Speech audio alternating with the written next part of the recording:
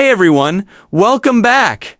Today I'm sharing my 2025 review of the Perpay Credit Card, a managed pay overtime card that can also help build credit.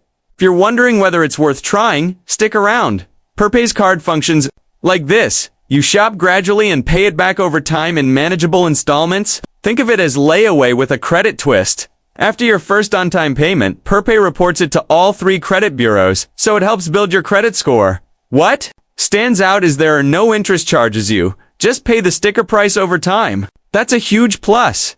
Payment schedules are flexible. You choose weekly or bi-weekly. Installments based on your paycheck rhythm. You can only purchase from Perpay's online store.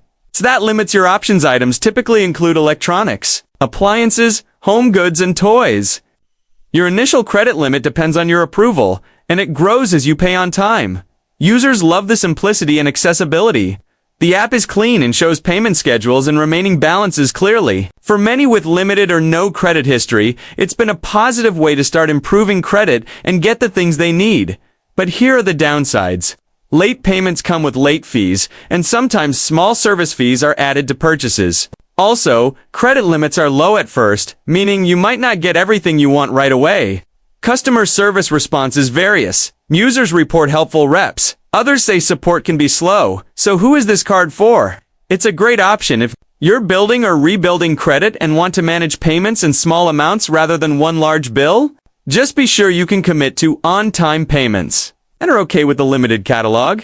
If you're already comfortable budgeting and managing traditional credit cards, you might prefer a standard card with more flexibility and rewards. That wraps up my review of the Perpay Credit Card in 2025. If you've used it, drop your experience in the comments side. Love to hear. If this video helped you, go ahead and like, subscribe, and turn on notifications for more financial app reviews and honest money advice. Thanks for watching. I'll catch you next time.